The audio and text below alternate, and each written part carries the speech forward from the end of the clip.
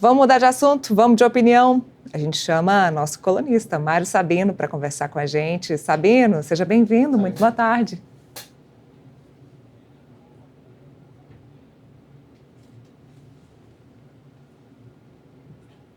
Oi. Oi, Sabino, boa tarde, seja bem-vindo ao nosso boletim. Muito obrigado, né, Neila? Tudo bem? Tudo bem, olha só, estava lendo a sua coluna hoje, falando sobre essa carta do Zé Dirceu. Eu vou deixar você dar a sua opinião, mas depois eu quero te contar como foi uma entrevista que ele concedeu para a gente aqui, deve ter uns 10 dias, em que ele fala também Sim. sobre 68 e a gente vai contar aqui uma curiosidade. Mas eu queria que você desse a sua opinião e falasse do texto de hoje que está lá no Portal Metrópolis. Pois é, o Zé Dirceu, nessa, digamos assim, nessa campanha interna do PT pelo novo presidente, né, ele apoia o Edinho, ele divulgou uma carta aberta aos militantes que, que é puro suco de Zé Dirceu, né, de Zé Dirceu e de PT, porque ele diz, entre outras coisas, que o PT foi muito injustiçado, muito perseguido no episódio do impeachment da Dilma Rousseff, da prisão do Lula. Quer dizer, é como se esse discurso que é recorrente do PT, mas é sempre surpreendente, né, de que não houve mensalão, de que não houve pedalada fiscal, que era uma fraude fiscal, né? A gente chama de pedalada, mas na verdade é uma fraude fiscal cometida pela Dilma Rousseff nas contas públicas. Não houve petrolão, né? O Lula, assim como os outros petistas, segundo o PT, foram condenados em processos sumários, como se não tivessem tido direito ao devido processo legal, que é um absurdo, né? E eu fico sempre muito pasmo com isso, né? Além disso, o velho militante 68, né, ele diz que o PT precisa continuar a revolução social brasileira inacabada. Aí eu pergunto, né, no meu artigo, que revolução social é essa inacabada? Porque a revolução do quê? A revolução do analfabetismo funcional, a revolução do assistencialismo eleitoreiro, a revolução da corrupção, né? De que revolução social nós estamos falando, né? A revolução da criminalidade, né? Quer dizer, é tudo um desvario, né? Um completo desvario que está presente nessa carta e que eu fico pasmo, porque eu não sei até que ponto é um cinismo político, né? Ou é uma crença quase que religiosa, né? Religiosa ideológica, né? Eu acho sempre surpreendente, viu, Neila, o discurso do Zé Dirceu, né? Quer dizer, ele vive em 68, ele tem essa cabeça de 68, mas não é só ele. Eu acho que no mundo, né, todas as pessoas que fizeram parte dessa geração que participou desses, dessa movimentação que houve, né, da esquerda, é, faz, poxa vida, faz muito mais que 50 anos, né? Já estamos quase indo para 60 anos desse troço, continua igualzinho, né? Não mudou, né? Eu acho surpreendente, acho curioso, né? Óbvio, acrescido, evidentemente, de todos os oportunismos, todas as tentativas de apagar a história, né? Tal como ela ocorreu de fato, né? Que tem uma vertente aí muito da esquerda, até stalinista, né? Que muda a história, que cancela a história. Enfim, eu escrevi sobre isso de uma maneira mais breve, obviamente. Sabe que ele esteve aqui no estúdio do Boletim Metrópolis há cerca de uns 20, 30 dias. Eu e o Paulo Capelli acabamos entrevistando o ex-ministro, sobre diversos assuntos e tentei puxar aí a questão da Lava Jato e do Mensalão, e ele sempre dizendo, batendo na tecla de que isso era uma perseguição política e que essa perseguição política ela acontece desde 68, e aí o discurso era o mesmo, de que vem desde a época que ele era um líder sindical, um líder da militância de estudantes também. E um fato curioso foi que ele disse para a gente que se precisasse fugir do país, a época que ele foi preso, agora a última vez, que se precisasse fugir do país, ele fugiria, porque se tem uma coisa que ele faz muito bem, é se disfarçar e fugir do país. A gente, inclusive, achou muita graça e de todas as coisas que ele falou de importante nessa entrevista, esse foi o destaque das pessoas que acabaram vendo essa entrevista, de que ele era muito bom na fuga. Não, é curioso até porque na época, né, ele fez uma plástica, acho que foi em Cuba que ele fez uma plástica e voltou, né, para o Brasil e teve uma vida, né, se casou, a mulher só soube que ele era um militante, que ele era o Zé Dirceu, essa é a história, né, quando a anistia ocorreu aqui, já no começo do fim da ditadura. Só que eu acho curioso, porque você olha a foto do Zé Dirceu antes da plástica e a foto depois da plástica, eu não vejo muita diferença. Não. É uma plástica eu também tive essa curiosidade. É uma plástica cubana, entendeu? Não é tão bem feita assim, né? No fundo é a plástica, me engana que eu gosto. Porque ele efetivamente não mudou, né? É muito engraçado. Se ele tivesse colocado aquele nariz de plástico que tem com bigode, sabe? Eu acho que enganaria mais do que se aparecesse com a plástica cubana. Eu acho, olha, eu olho assim para esse passado. Eu era criança, em 68, né? Mas eu me lembro muito bem das conversas que havia. Me lembro até porque o meu avô italiano era anarquista, então a minha veio da Itália, né, era um jornalista anarquista, então na minha família havia muita preocupação com o meu avô, porque, enfim, ele foi muito perseguido na época do Getúlio, então havia, digamos assim, uma moldura política, não essa aí, dessas famílias que viveram o drama da ditadura, mas havia, assim, uma preocupação na minha família com a questão política de uma maneira mais direta.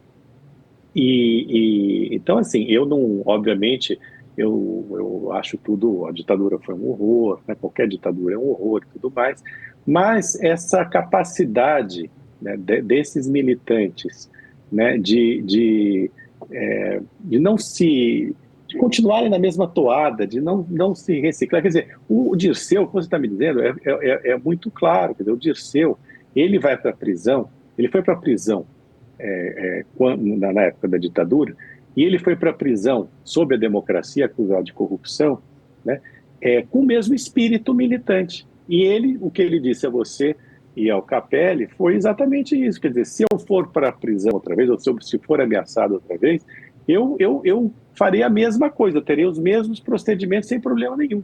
Então, fica muito fácil, quer dizer, quando você justifica tudo pela ideologia, né, seja o que você faz de errado, seja as suas condenações, se você é pego e tudo mais, fica muito fácil, né? A vida fica, você não tem que, de fato, se penitenciar de nada, né?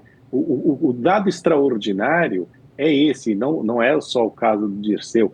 Todos os petistas acham que tudo não passou de perseguição, né? Eu gostaria muito de ter essa capacidade de achar que tudo que aconteceu de errado comigo, eu não tenho nada a ver com isso, né? Foi tudo, eu não tenho nenhuma responsabilidade sobre os meus erros, sobre as opções que eu fiz erradas.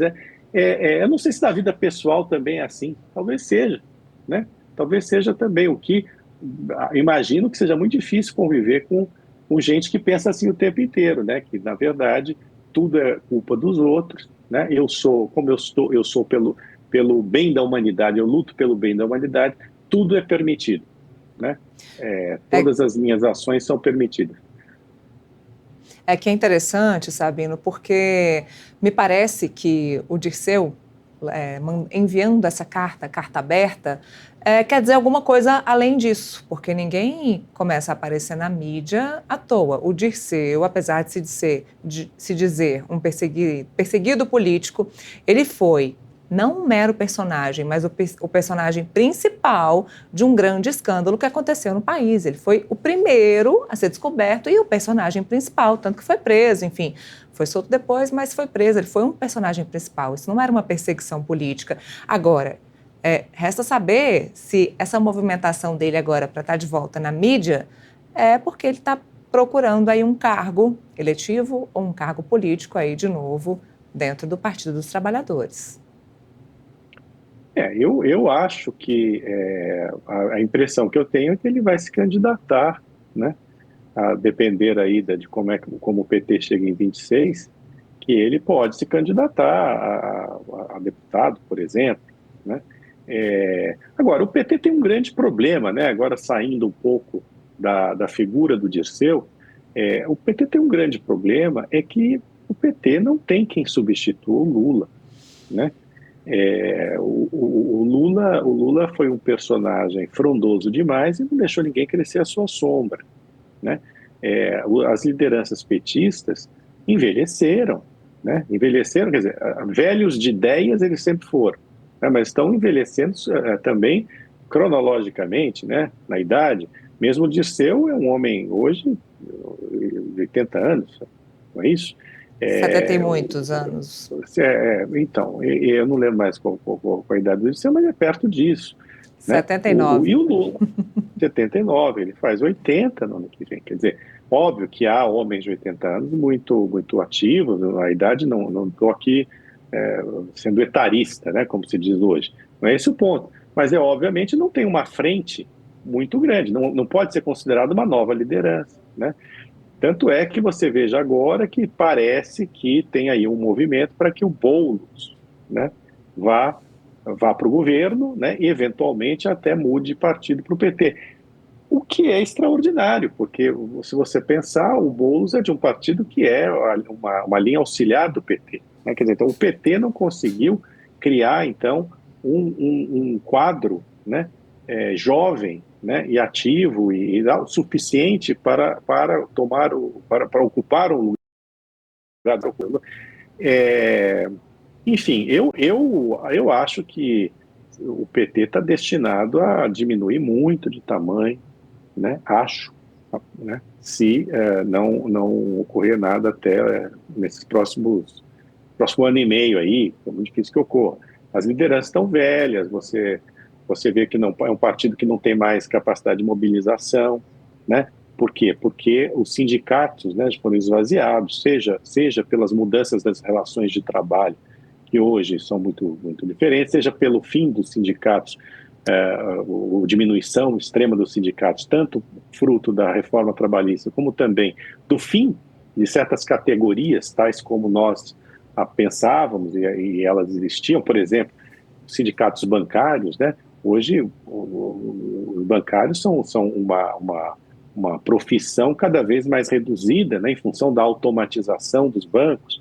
Mesmo as montadoras também não tem mais aquela quantidade de operários, né, em função da robotização, até do fechamento de fábricas no Brasil, né, você não tem mais aquele movimento que havia aqui como existia no ABC Paulista. Tudo isso houve um aburguesamento também, né, dos operários, da classe operária, em função até da melhoria de vida, muito, muito fruto também das conquistas dos trabalhadores, enfim, é preciso dizer também.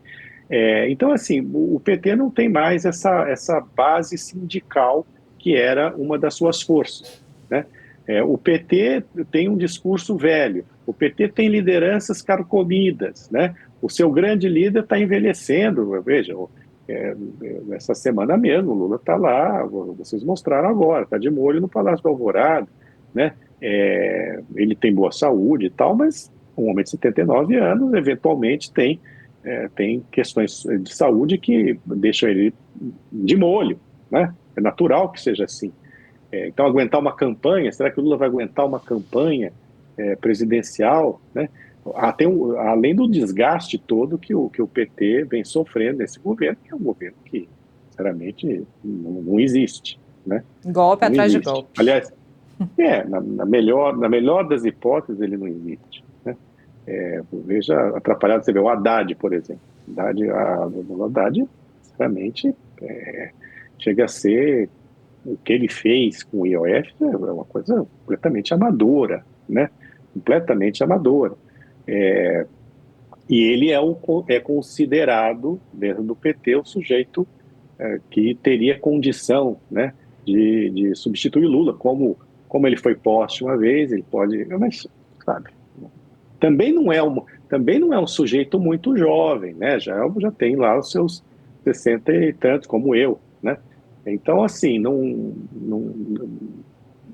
para a política ainda está ok, mas não é que, entendeu? Não é uma perspectiva de futuro muito ampla, muito promissor, né? Então, lá, Bom, você enfim, falou sobre mobilização partidária, de que o PT hoje sim. não tem mais essa capacidade de mobilização partidária, mas o PL tem. Também vem reduzindo um bocado, mas a gente tem que dizer, tem que acabar confessando que Jair Bolsonaro e todo seu espectro bolsonaros conseguem mobilizar muito mais pessoas hoje do que o Partido dos Trabalhadores. E eu falei sobre isso, porque a gente vai tocar nesse assunto.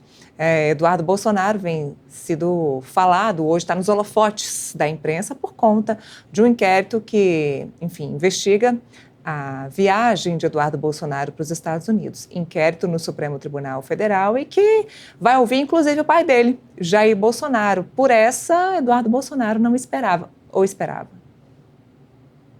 Olha, eu acho que qualquer reação do Alexandre de Moraes e do Gonet era esperado, né? É, eles são reativos, né? Eu acho que eles sinceramente, eu acho que eles não pensaram muito. Denota uma certa paura, né? E que não, digamos assim, estrategicamente não é bom. Veja, esse pedido de abertura de inquérito que foi aceito, do Paulo Gonet, que foi aceito pelo Alexandre de Moraes, eu acho, no mínimo, curioso, porque, veja, eles estão acusando basicamente o, o Eduardo de fazer coação. Mas, assim, qual é a coação? Coação é um crime grave, né? Coação de autoridade, né? É ameaçar, é ameaçar a autoridade, né? E eu não acho que o Eduardo Bolsonaro esteja ameaçando uma autoridade para extrair benefícios, né? Porque não há possibilidade, salvo engano, né, do Alexandre de Moraes e de outros ministros do STF mudarem de opinião, mudarem de veredito, em função de eventuais sanções que eles possam vir a sofrer dos Estados Unidos. Não é que o Eduardo Bolsonaro se postou com um porrete, com um revólver e tal, atrás da porta e está ameaçando fisicamente, né, os ministros, ou está fazendo uma chantagem com alguma informação que ele tem que possa ser comprometedora para esses ministros. Não, ele foi para os Estados Unidos, né, e está dizendo que, em função do que ele julga ser uma perseguição ao seu pai e a outros bolsonaristas, né? E ele está denunciando isso junto a autoridades americanas, né? Para que as autoridades americanas tomem providências, porque são, neste universo, como já foi dito aqui, há cidadãos americanos envolvidos, aqueles que tiveram seus perfis removidos, que sofreram censura, que estão sendo processados, né? Enfim, então, tem essa ligação com os Estados Unidos. Então, eu achava que, como eu disse aqui da semana passada, eu achava que a reação deveria ser uma reação tranquila, diplomática, como, aliás, parece que está ocorrendo, né? Noticiou-se hoje que a embaixadora do Brasil nos Estados Unidos está empenhada em tentar demover, né, as autoridades americanas de aplicar sanções ao Alexandre de Moraes. Eu acho que esse era o caminho. Agora, abrir uma investigação, quer dizer, só reforça na minha opinião, só reforça o discurso do Eduardo Bolsonaro de que realmente ele é perseguido, porque coação, sinceramente, eu não, se eles encontrarem, vai ser como encontrar pelo em ovo, né? No sentido de que realmente não há uma ameaça, né? É um parlamentar brasileiro, um brasileiro recorrendo a autoridades estrangeiras denunciando coisas que ele julga estar erradas no país, como aliás fizeram vários petistas, inclusive um que hoje é ministro do STF, um advogado, né, Cristiano Zanin, foi para o exterior denunciar que estava ocorrendo aqui um caso típico de lawfare contra o Lula, né? Houve vários parlamentares petistas que foram à Europa denunciar. Quer dizer, não me parece que isso tenha sido uma coação, né? Nem tenha sido uma traição ao Brasil, né? Que isso é uma besteira inominável. Até porque, veja, se denunciar qualquer coisa que você julga estar errado no Brasil a autoridades estrangeiras, e se isso fosse traição, nenhum brasileiro poderia recorrer ao Tribunal Penal Internacional, né, à Corte de Direitos Humanos, enfim, essas instâncias todas que existem justamente, que são supranacionais, e muitas das quais, com as quais o Brasil tem relação, né, firmou acordos, assim, se submete, né, a legislação dessas instâncias, quer dizer, não haveria esse tipo de organismo internacional. Então, assim, eu acho tudo, como eu te disse, está tudo no campo da política, mas muita estridência, né, de todos os lados, enfim. Estávamos falando sobre perseguição política no âmbito da esquerda, mas agora a direita também fala bastante, bate na tecla da perseguição política, principalmente o ex-presidente Jair Bolsonaro. Agora que Jair Bolsonaro vai ter que prestar o depoimento sobre o filho estar nos Estados Unidos às custas dele, Bolsonaro deve, mais uma vez, dizer que está sendo perseguido politicamente. E Eduardo Bolsonaro deve vir no ano que vem com uma campanha aí a senador, muito provavelmente. Ele pode tirar algum proveito desse episódio, Sabino? Olha, se ele não for condenado, né, e perder os seus direitos políticos, né, esses rapazes aí, os filhos do Bolsonaro, tal, tem toda a condição de serem eleitos. Eu acho que veja, eu não sei em que mundo vive os ministros do STF, mas no mundo que eu vivo, talvez seja o mundo que você vive também, ou seja, o mundo das pessoas comuns, né, está mais do que evidente, né, eu percebo, por exemplo, quando converso com muita gente, né, muitos brasileiros estão convictos de que o Jair Bolsonaro sofre perseguição política, né? Assim como muitos brasileiros também achavam isso do Lula, né? Mas eu vejo uma quantidade maior hoje de gente achando que o Bolsonaro sofre perseguição política do que na época do Petrolão, né? Quanto ao Lula. Até porque você não tem o roubo, né? As provas de roubo, você não tem uma operação como a Lava Jato, são ministros do STF promovendo uma espécie de gato e rato, né? O tempo todo, né? Com decisões que resvalam no autoritarismo, numa coisa um pouco fora de esquadro. Então, assim, você veja, tem na TV, né, você tem uma propaganda aí do Valdemar Costa Neto falando que o Brasil tinha virado o país da inflação e que o slogan, o mote ai que saudade do Bolsonaro, se tudo está caro, ai que saudade do Bolsonaro. Quer dizer, você veja, o Bolsonaro inelegível, próximo de ser preso, com toda essa confusão, né, em torno dele, com a imprensa toda batendo no Bolsonaro, na família do Bolsonaro, a trama golpista, está lá o Bolsonaro, né, o nome do Bolsonaro, na boca do Valdemar da Costa Neto, fazendo propaganda contra o PT na televisão. Quer dizer, então é óbvio que esse cara é um fenômeno, né? O Bolsonaro é um fenômeno político, independentemente da gente gostar ou não dele, ele é um fenômeno político e é hoje, sim, a única liderança efetivamente popular que você tem no Brasil, porque o Lula perdeu o apelo. O Lula é um sujeito que não leva mais gente para a rua, né? O Lula envelheceu, o discurso do Lula está mais velho do que nunca. O PT não, como eu estava dizendo, não fez não criou lideranças capazes de substituir Lula, ao passo, e é curioso, né? Porque o Bolsonaro não tem partido, né? Ele está no PL, que não é um partido dele, né? É um líder que não criou um partido próprio, né? Ao contrário do Lula, que tem um partido forte, era um partido forte, ainda continua sendo, né? Com tradição, enfim, com programa de ideológico e tudo mais, o Bolsonaro não tem. No entanto, o Bolsonaro criou criou perspectiva de poder, né? Você tem ali, no espectro bolsonarista, você tem o Tarcísio de Freitas, você tem o Ratinho Júnior, você tem o Zema, né? Você tem, de certa forma, embora preceda o Bolsonaro, você tem o Caiado, quer dizer, você tem vários nomes que estão sendo cogitados para se lançar à presidência da República em 26. Do lado do PT, você tem o Lula, o Haddad, mas o Haddad é essa coisa aí, o Haddad é um cara que não consegue sei lá, tomar uma decisão direito, né, na área dele, na área econômica, nesse momento. Então, é,